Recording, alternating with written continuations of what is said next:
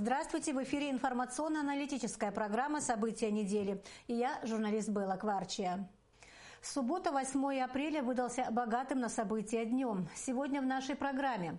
Президент наградил героя. Орден Ахзапша третьей степени вручен ветерану Великой Отечественной Арсену Чакряну. Памяти пограничника Квитко. Траурный митинг на аллее пограничников в Сухуме. Тотальный диктант диктует правила. В международной образовательной акции показали свои знания абхазские участники. Первые шаги на Святой Земле. Паломники из Абхазии прибыли в Иерусалим. А теперь подробнее о событиях субботы.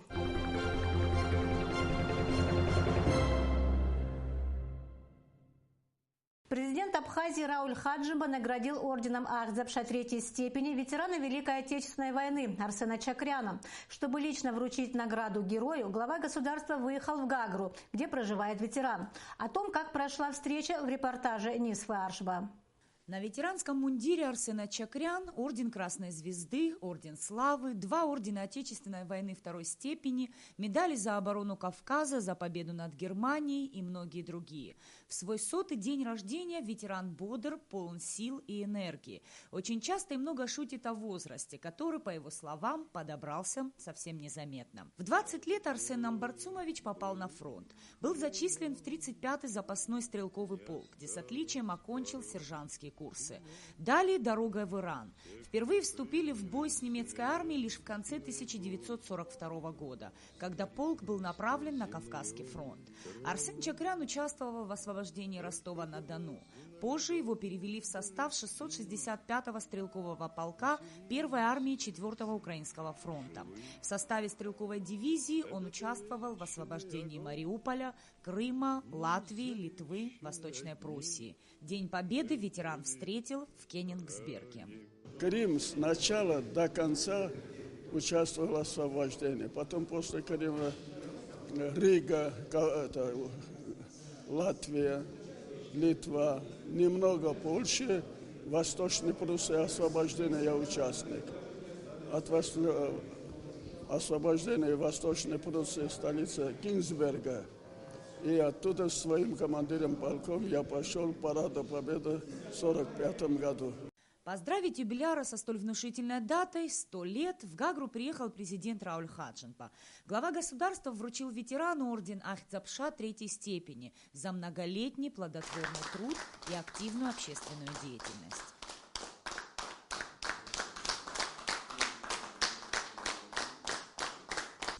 Дай Бог вам долгих лет. И мы буквально некоторое время тому назад, находясь в Москве, на праздновании Дня Победы, мы говорили с Амбарцумовичем. И мне показалось, что он опять по новой прошелся по Красной площади, как это было после Великой Отечественной войны на параде Победы 70 лет тому назад. Бравый, гордый, ровно стоящий, непоколебимый человек. Ветеран поблагодарил президента за внимание и рассказал собравшимся историю появления семьи Чакрян в Абхазии. Это было почти 100 лет назад, в 1918 году. Абхазия приютила 60 скитальцев, лишенных крова. И с тех самых пор страна души стала единственной родиной, ради которой он шел на смерть. Спасибо за внимание. Всего вам хорошего. Товарищ президент, люди не только свой срок бывает. Это я дома сидел, думаю, готовиться нужно даже третий срок. Ты человек неплохой, умный, ты нам нужна. Все присутствующие подняли бокалы с игристым шампанским в честь юбиляра. Теплые слова, пожелания долгих лет жизни лились рекой. Арсен Чакрян был растроган настолько, что нарушил обет трезвости. Нисфа Аршба, Артур Каландия, специально для события недели.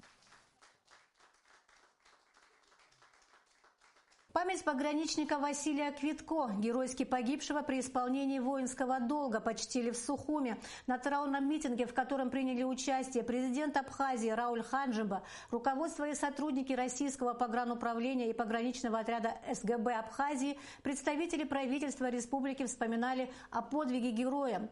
Подробности в репортаже Ренаты Шакая.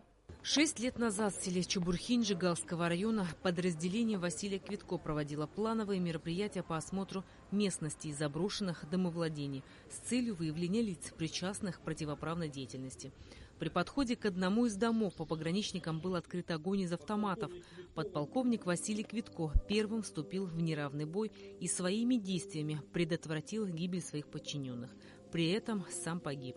В дальнейшем ответным огнем пограничников преступники были уничтожены. За мужество и отвагу, проявленные при исполнении воинского долга, указом президента России в 2011 году подполковник Квитко был награжден орденом мужества посмертно.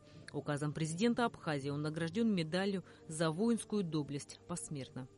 Подвиг офицера остается в сердцах нашего народа, поскольку нам понятна боль и горечь утраты. Народ Абхазии прошел через сложные этапы развития своей новейшей истории. В то время, когда рушился наш общий дом, называемый Советским Союзом, сотканный из 15 республик, в Абхазию пришла война. Мы выстояли в той борьбе, заплатив невосполнимую цену лучших сыновей, по существу сохранив не только границы нашей республики, но и южные рубежи России. Граница по реке Ингур является линией разлома цивилизационного пространства, называемого двухполярным миром. Мы с вами, Россия и Абхазия, находятся по одну сторону цивилизационного пространства. У нас с вами общая судьба, общее будущее, чаяния и надежды. Наша история строилась на примерах доблести и служения Родине. Ценой собственной жизни Виталий Квитко выполнил поставленную перед ним задачу по ликвидации вооруженных бандитов.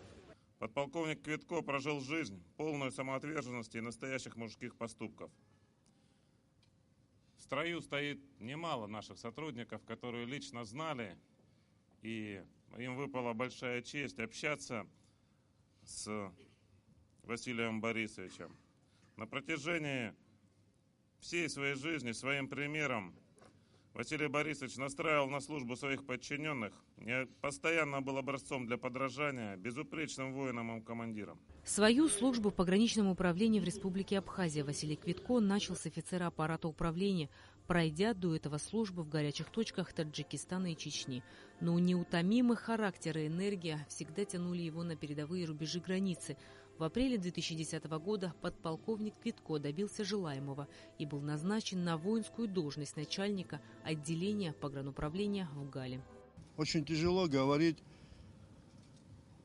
несмотря на то, что прошло достаточно много времени с того трагического момента, когда своими действиями, своей жизнью он спас фактически состав своего наряда, положил жизнь за то, чтобы в нашей республике цветущей было мирно, тихо и спокойно, еще раз показав всему миру традиции русского воинства. Подвиг подполковника Василия Квитко навсегда останется в сердцах его сослуживцев и всего абхазского народа. Рената Шакая, Стамур Гошба, Абхазское телевидение. Абхазские знатоки русского языка написали тотальный диктант. Ежегодная образовательная акция прошла в Национальной библиотеке имени Ивана Папаскир.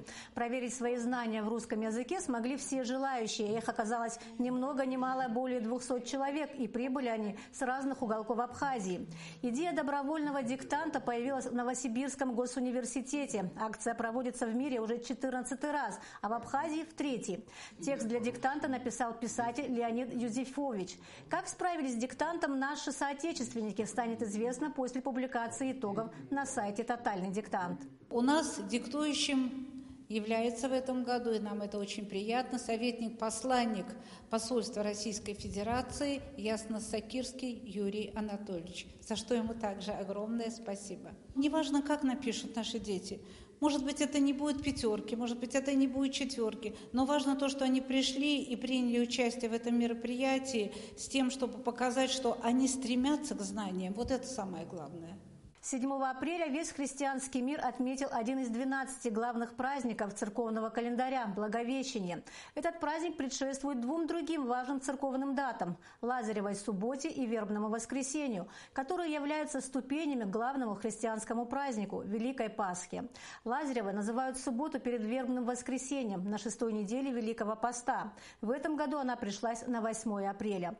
Как отмечали праздник в Сухумском кафедральном соборе Благовещения Пресвятой Богородицы в репортаже Нис Фаршба.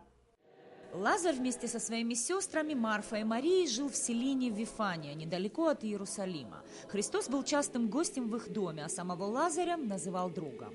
Однажды Лазарь тяжело заболел. Христос получил известие о его болезни, когда находился в местности Пирея по пути на праздник Ветхозаветной Пасхи в Иерусалим.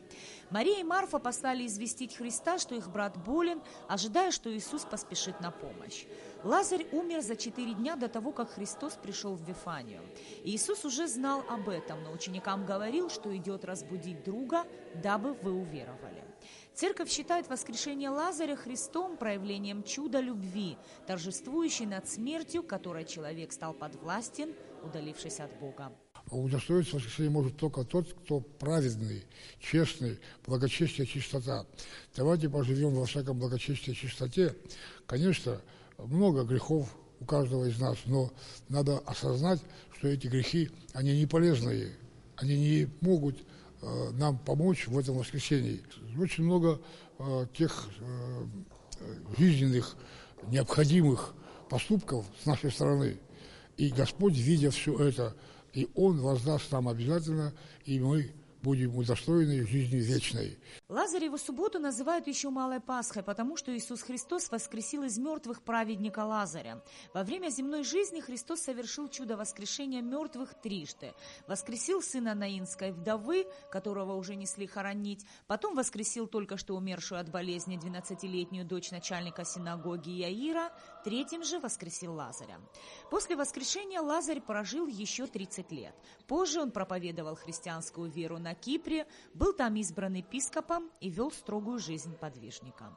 Ни один человек не останется из нас здесь, на этой земле. Все мы уйдем. А куда уйдем? Уйдем на небо или уйдем вниз? Внизу там плач, скрежет зубов. И дай Бог, чтобы вот это очень важно, научиться самому и научить еще других. Детей, взрослых, лежащих сегодня больных, и в темнице находящихся, и в больнице. Все должны быть думать о том, как Златоуст говорит, все должны радоваться этому, что нас ждет, это воскресенье. А участвовать в воскресенье нам просто радостно для всех и для каждого. В Лазареву субботу, в канун вербного воскресенья, в храмах принято освящать ветки вербы. В славянских странах верба заменяет ветви пальмы. Именно их держали в руках жители Иерусалима, когда Иисус Христос вошел в город. Так освященные ветви символизируют готовность верующего человека впустить Господа в свое сердце. Нис Фаршба, Роберт Ломия, Абхазское телевидение. 30 паломников из Абхазии прибыли в Иерусалим, чтобы в канун Пасхи привезти в республику частицу благодатного огня. Их паломничество по Святой Земле началось с посещения храма Гроба Господня. Накануне великого светлого праздника Пасхи паломники посетят основные святыни Иерусалима, а также Вифлеема, Назарета, Палестины, храмов Иерусалима. В планах также встреча с патриархом Иерусалимским и главой русского подворья в Иерусалиме. Возглавил делегацию абхазских паломников настоятель храма Ильи Пророка в поселке Агудзера Иерей Далмат, Гопия. Поездку в Иерусалим организовал фонд имени святого апостола Симона Канонита и святого мученика Евстафия Апсильского. Финансовую поддержку фонду оказали меценаты Беслан Эшбан, Юрий Алания, Михаил Чалмаз и администрация Сухума.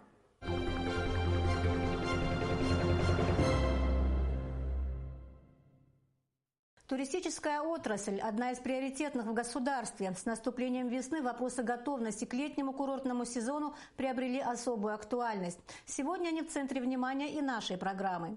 Каким будет курортный сезон 2017, выясняли в Общественной палате республики 5 апреля. За круглым столом встретились представители Министерства по курортам и туризму, Торгово-промышленной палаты Абхазии, ГАИ, МЧС, представители администрации городов и районов страны, чтобы рассказать, что они делают для достойной встречи туристов. Подробности напомнит Рената Шакая. В рамках подготовки к летнему курортному сезону в столичной администрации укомплектован штат по контролю за работой по благоустройству и уборке города. К летнему сезону будут приведены в порядок скверы города и зоны отдыха. Из столичного бюджета уже выделены средства на капитальные ямочные ремонтные работы городских дорог, которые уже давно пришли в негодность. Как отметил заместитель главы администрации Сухума Леон Кварчия, ведется работа по восстановлению дорожного полотна по улице Ардзамба. Проблема освещения улиц, ремонт канализации и налаживание бесперебойного водоснабжения – это те вопросы, которые предстоит решить до начала курортного сезона. Уже установлено около 120 новых евроконтейнеров для мусора.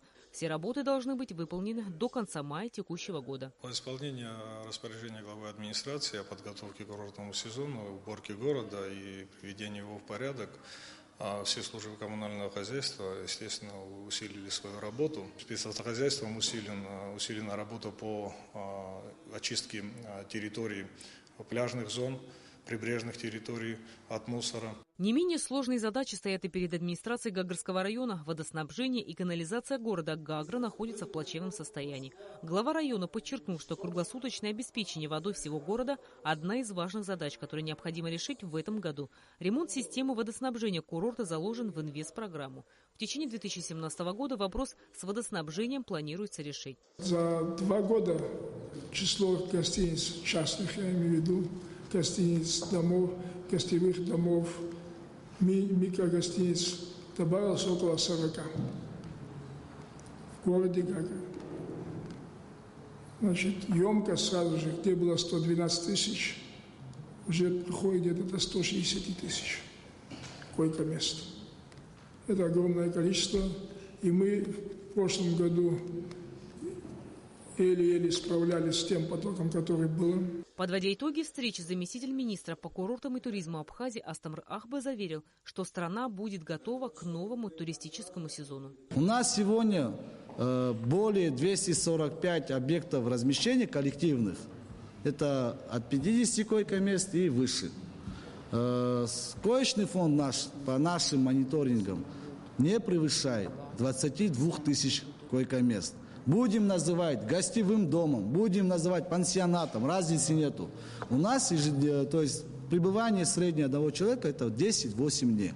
То есть за один период это 22 человека. К нам хочет приехать туроператор Туя с коммерческими предложениями, загружать наши отели, развивать нашу инфраструктуру. Ряд актуальных вопросов, связанных с курортным сезоном, а именно работа ГАИ и МЧС, отношение к гостям, контроль за качеством и ценами продуктов питания, механизмы пересечения госграницы, транспортное обслуживание, состояние мест досуга и многое другое обсудили в ходе заседания. Рената Шакая, Эльдар Дамиров, Беслан Джинджоли, Абхазское телевидение. В обсуждении в Общественной палате принимали участие и представители профильных общественных объединений, деятельность которых непосредственно связана с туризмом. Как они оценивают степень готовности к курортному сезону, а также итоги самой встречи, мы обсудим с главой Абхазского союза туризма Анной Калягиной. Здравствуйте, Анна. Здравствуйте. Анна, вы возглавляете, можно сказать, профессиональный союз людей, которые занимаются в сфере туризма, которые работают в сфере туризма. Скажите, пожалуйста, как часто они к вам обращаются и с какими вопросами? Наш союз туризма был создан совершенно недавно, буквально в конце прошлого года. Несколько групп, скажем так, туристических организаций по инициативе Торгово-промышленной палаты был создан наш Абхазский союз туризма для того, чтобы решать какие-то задачи, поставленные в сфере туризма. Скажем так, что на сегодняшний день обращений все больше и больше, сезон близится, и скоро, я думаю, что в нашем союзе появятся новые члены. Сейчас у нас в организации 20 организаций и частных лиц. Ну вот все-таки с какими-то вопросами они уже обращаются к вам? Есть уже такая практика, или вы пока только нарабатываете какие-то вот модели взаимодействия? Да, можно сказать, что мы сейчас нарабатываем модели взаимодействия. Очень много обращений у нас от различных лиц физических, от экскурсоводов очень много обращений, вопросов очень много задают. И, в принципе, мы готовы взаимодействовать со всеми, кто задействован в этой сфере, в туристической, и вместе решать все вопросы, вместе решать те проблемы, которые возникают у организаций и у физических лиц, связанных с деятельностью в туризме. 5 числа, 5 апреля в Общественной палате был круглый стол, в котором приняли участие представители властей, администрации районов, городов, Минтуризма, МЧС, ГАИ и других структур торгово-промышленной палаты. Там же были и вы.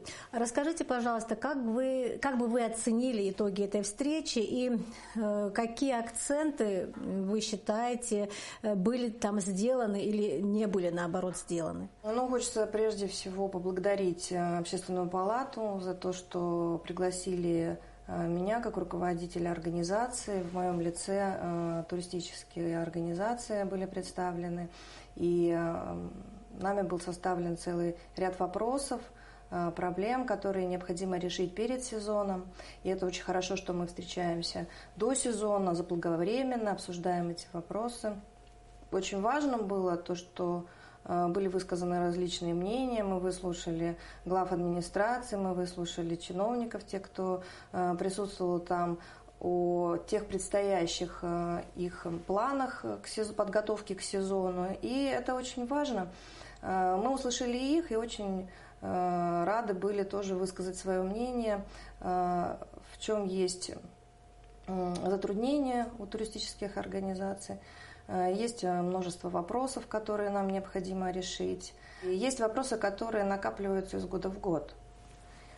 Есть вопросы, которые появляются стихийно, неожиданно. И то, что мы встречаемся, это уже большой плюс. То, что мы уже налаживаем диалог, то, что мы взаимодействуем. Я знаю, что Общественной палаты будет сейчас подготовлен спектр вопросов, список вопросов, и направлен ведомства, структуры, соответственно, этим вопросам. Вот, и мы принимаем в этом активное участие.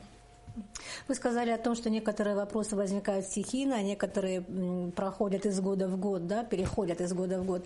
Скажите, пожалуйста, какие именно проблемы переходят из года в год, с чем вы обычно сталкиваетесь, и, может быть, есть какие-то наметки по поводу того, как можно с ними справиться? Так как мы участники этого бизнеса, и мы видим эту проблему изнутри, возможно, мы можем подсказать, как ее решить. Например? То есть механизм решения данного вопроса должен вырабатываться вместе. Что касается именно непосредственно туристического бизнеса, то, столкнувшись с ним вплотную, когда ты работаешь с туристом, когда ты работаешь с теми людьми, которые сюда приезжают, и слышишь от них все замечания, конечно, ты их ставишь в список, галочку, и начинаешь над ними работать. И работать над ними надо вместе, то есть и органам власти, и бизнесу, совместно. Но самый важный вопрос и самый первый вопрос, который возникает сразу, это первое, когда турист въезжает, это наша граница. Это переход границы российско-абхазской. И там проблем, конечно, очень много. Накапливается из года в год. Их пытаются решить и Министерство по курортам, я знаю, и пытаются решить другие сопричастные к этому органы власти. Но зачастую получается так, что мы прыгаем в уходящий поезд, проблемы все накапливаются, и становится их решать все сложнее и сложнее. Прохождение границы, тот момент, который не зависит именно только от нашей стороны, только от нашей страны. В этой связи что, может быть, Туристический союз Абхазии может предложить нашим чиновникам, может в какой-то степени эту проблему как-то нивелировать или как-то сделать ее менее острой? Нам видится это решение этого вопроса следующим образом. Прежде всего, конечно, необходимо посмотреть на прохождение границы со всех сторон, и с российской, и с абхазской стороны, и вход и выход именно всем вместе, и показать, посмотреть на это со стороны тех, кто проходит эту границу, тех, кто проезжает ежедневно эту границу, обсудить этот вопрос всем вместе и разработать какой-то механизм. Естественно, конечно, у нас есть свои предложения в этом плане, потому что там есть очень много вопросов. Как экскурсоводы проходят границу, когда встречают свои автобусы на той стороне в России, как им проходить эту границу, встречать туристов. Сюда еще добавляется вопрос, как автобусы едут обратно уже, когда они выезжают с экскурсии через абхазскую границу, и выстраивается длинная-длинная очередь, насколько мы знаем, да, в июле, в августе, когда поток очень большой. И весь этот механизм, который должен работать, который будет работать, он должен быть с учетом всех этих пожеланий, с учетом всех этих нюансов. Просто хотелось бы заблаговременно эти вопросы решить, чтобы не было очереди, чтобы не было затруднено прохождение границы не только гражданами Российской Федерации, но и иностранцами, потому что мы хотим, конечно, чтобы все граждане любых стран посещали Абхазию, и оставалось у них хорошее впечатление. Только хорошее, потому что нами, туроператорами, туристическими организациями и всеми, кто задействован в туризме, делается все возможное для того, чтобы турист остался доволен. Конечно, у нас существуют проблемы, которые больше всего влияют на отельный бизнес, на гостиничный бизнес. Это энергетический вопрос, это проблемы с электричеством, перебои с электричеством. Но я думаю, что эту проблему мы не сможем решить как туристический союз, естественно, да, но и проблему также водоснабжения, канализации. Это такие проблемы, которые у нас, конечно, стоят очень остро. На той же встрече в Общественной палате речь шла и об этом, там выступали и главы районов, да, насколько я знаю. Вас убедили их аргументы в том, что вот сейчас идет очень активная подготовка и что все будет хорошо? Вы знаете, у них очень большие планы. Мы это увидим уже ближе к сезону, когда сезон начнется. Сейчас говорить что-то заблаговременно, но они, конечно, стараются. Они пытаются решить эти все вопросы, они о них знают. Мы хотим только помочь. А как вы, как представитель туристической индустрии, да, турбизнеса, могли бы оценить на данный момент степень готовности?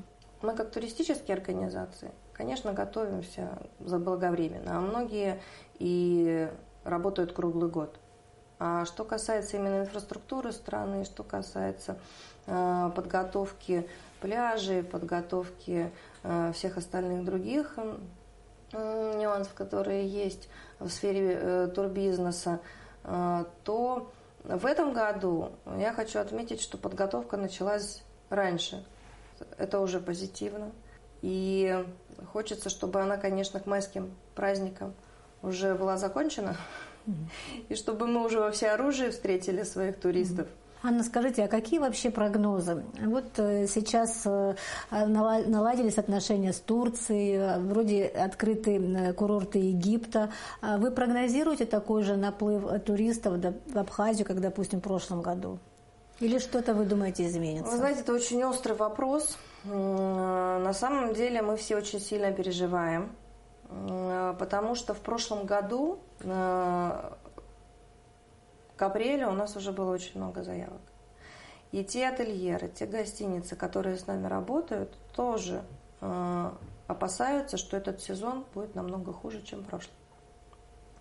Потому что многие отели уже в марте были выкуплены полностью, практически. А в этом году заполняемость не такая большая. Опасения высказали также туроператоры из России, которые обратились с письмом в Министерство по туризму. Открылась Турция. И Турция открылась очень агрессивно в плане того, что у них очень низкие цены.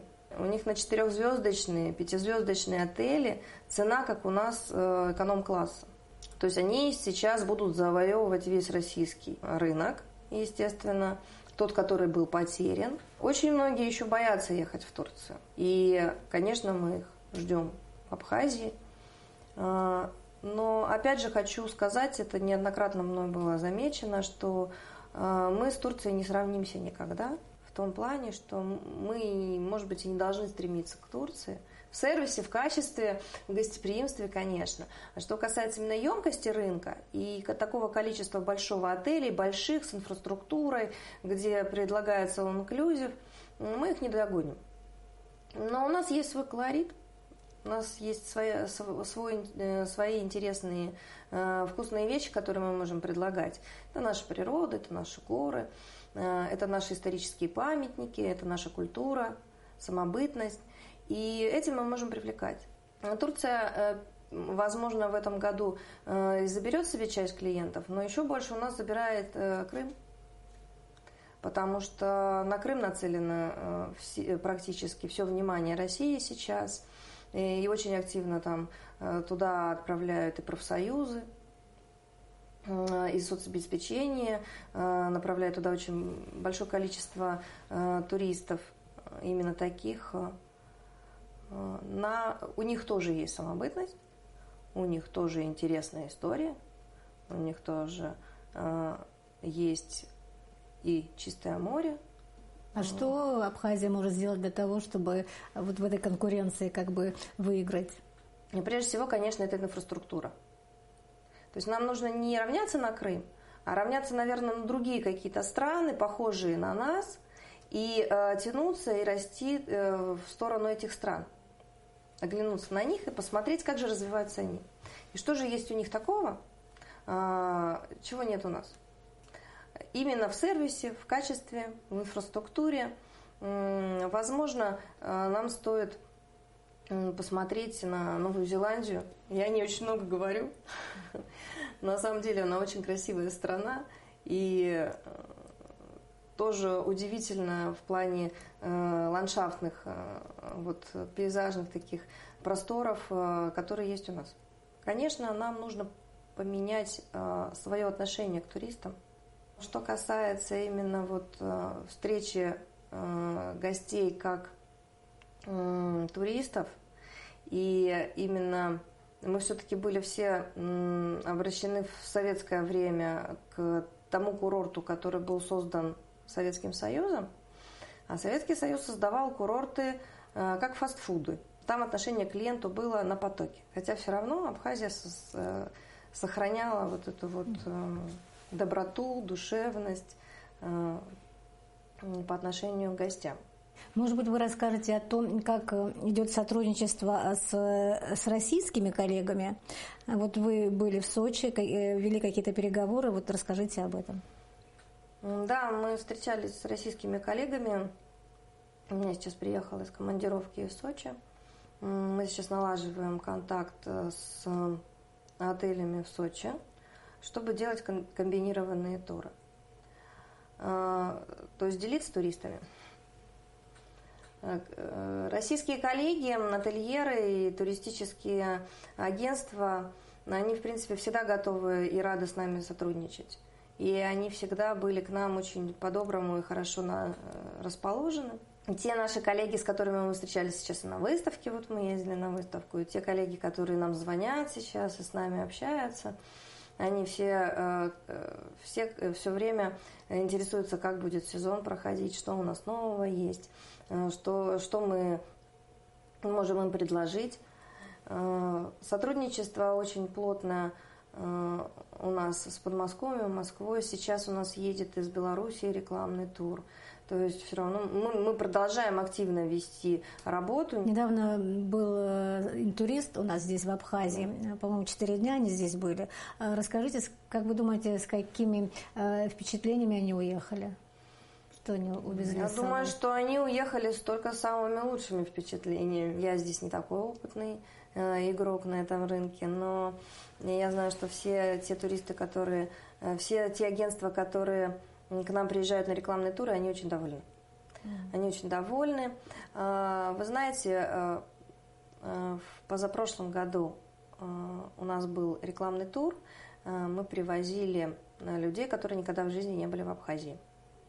И это были представители агентств из Сибири, вот, севера.